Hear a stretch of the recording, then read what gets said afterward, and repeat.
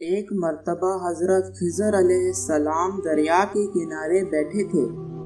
اتنے میں کسی سائل نے آ کر ان سے سوال کیا، میں اللہ کے واسطے آپ سے سوال کرتا ہوں، مجھے عنایت فرمائیے۔ یہ سن کر حضرت خضر علیہ السلام پر بے ہوشی طاری ہو گئی۔ جب کچھ ہوش ہوا تو فرمانے لگے، بھائی، میں تو صرف اپنی جان اور مال کا مالک ہوں۔ تم نے مجھ سے اللہ کے واسطے سوال کیا ہے، لہٰذا میں اپنی جان اور ذات تمہارے حوالے کرتا ہوں۔ تم جس طرح چاہو اس کو استعمال میں لاؤ، بازار میں فروخت کر کر اس کی قیمت سے فائدہ اٹھاؤ۔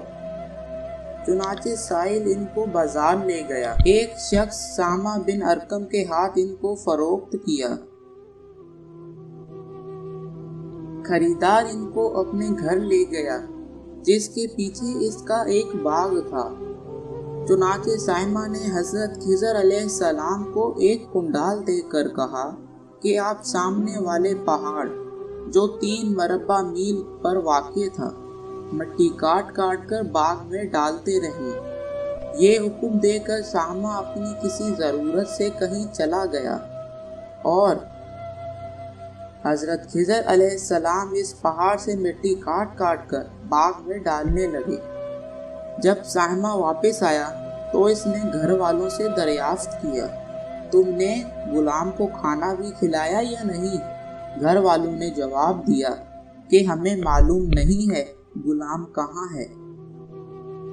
یہ سن کر جب سامہ خود کھانا لے کر باغ میں آیا تو اس نے دیکھا کہ وہ غلام یعنی حضرت خضر علیہ السلام تمام پہاڑ کی مٹی کاٹ کر باغ میں ڈال چکے تھے اور اپنے کام سے فارغ ہو کر اپنے مولا حقیقی کی عبادت میں مصروف تھے۔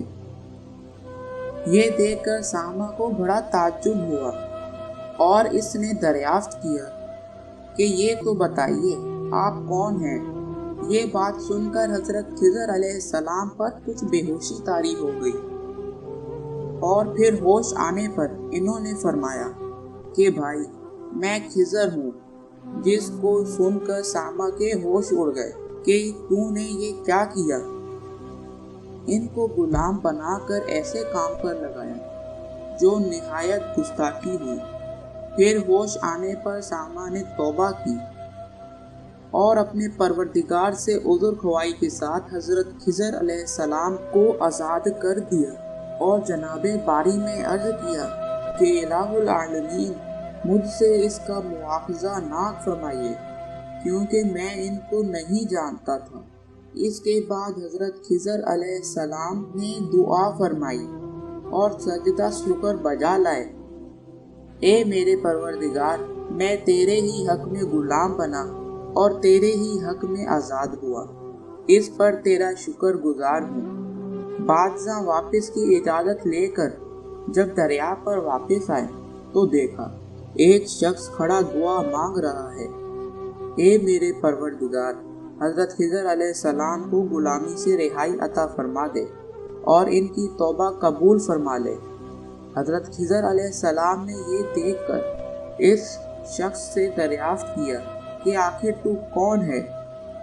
تو اس شخص نے بتایا کہ میں شاذون ہوں۔ آپ کون ہیں؟ انہوں نے فرمایا کہ میں خضر ہوں۔ اس کے بعد شاذون نے کہا، اے خضر، تم نے اپنے لیے رہنے کا مکان بنا کر دنیا کی طلب کی ہے، کیونکہ حضرت خضر علیہ السلام کا دریا کے کنارے پر ایک عبادت خانہ تھا۔ بس یہ سن کر وہ فوراً میدان میں نکل آئے اور وہیں اللہ کی عبادت میں مصروف ہو گئے۔ اس کے بعد حضرت خضر علیہ السلام نے اسی جگہ ایک درخت لگایا اور اس کے سائے میں عبادت شروع کی تو آواز آئی، اے خضر، جب تم نے درخت کے سائے میں سجدہ کیا تو تم نے دنیا کو آخرت پر ترجیح دی۔ مجھے اپنی عزت اور جلال کی قسم، مجھے دنیا کی محبت میں رضامندی نہیں ہے۔ اس کے بعد حضرت خضر علیہ السلام نے شاذون فرشتے سے کہا کہ اے شاذون، دعا کرو کہ اللہ تعالیٰ میری توبہ قبول فرمائے۔ چنانچہ شاذون نے دعا کی اور اللہ تعالیٰ نے شازون کی برکت سے حضرت خضر علیہ السلام کی توبہ قبول فرمائی۔ خدا کے نیک بندے اسی حالت میں راضی رہتے ہیں جو اللہ کو منظور ہو۔